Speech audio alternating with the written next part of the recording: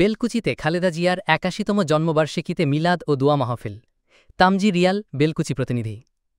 সিরাজগঞ্জের বেলকুচি উপজেলার ৬ নং বড়ধুল ইউনিয়ন বিএনপির উদ্যোগে বিএনপির চেয়ারপারসন, সাবেক প্রধানমন্ত্রী ও আপোষহীন দেশনেত্রী বেগম খালেদা জিয়ার ৮১তম জন্মবার্ষিকী উপলক্ষে মিলাদ ও দোয়া মাহফিল অনুষ্ঠিত হয়েছে।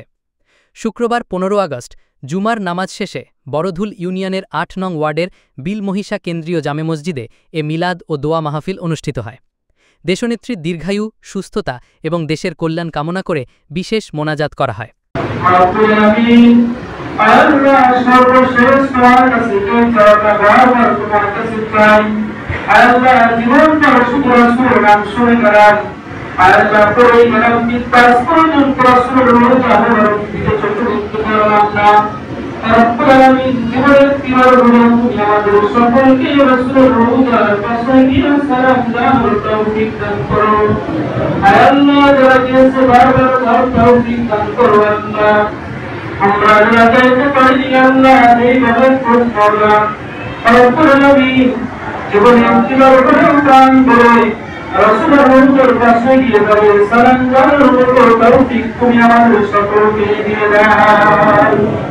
দোয়া মাহফিলে অংশ নেন স্থানীয় মুসল্লি, বিএনপি ও সহযোগী সংগঠনের নেতাকর্মী, গণ্যমান্য ব্যক্তিবর্গ সহ অসংখ্য সাধারণ মানুষ।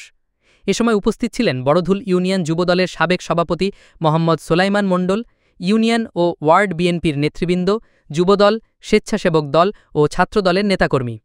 দোয়া মাহফিলে বিশেষ বক্তব্যে মোহাম্মদ সোলাইমান মণ্ডল বলেন, দেশনেত্রী বেগম খালেদা জিয়া শুধু একজন রাজনৈতিক নেতা নন, তিনি বাংলাদেশের গণতন্ত্র ও জনগণের অধিকার পুনরুদ্ধারের জন্য আজীবন সংগ্রাম করে গেছেন। তার অসীম সাহস ও ত্যাগ দেশের মানুষের জন্য এক প্রেরণার উৎস। আমরা বিশ্বাস করি, আল্লাহর অশেষ রহমতে তিনি সুস্থ হয়ে আবারও জনগণের আন্দোলনের নেতৃত্ব দেবেন। এছাড়াও আরও বলেন, বর্তমান রাজনৈতিক পরিস্থিতিতে গণতন্ত্র পুনঃপ্রতিষ্ঠায় দেশনেত্রীর অবদান স্মরণ করেন এবং তার নেতৃত্বে দেশে জনগণের অধিকার ফিরে আসবে বলে আশাবাদ ব্যক্ত করেন।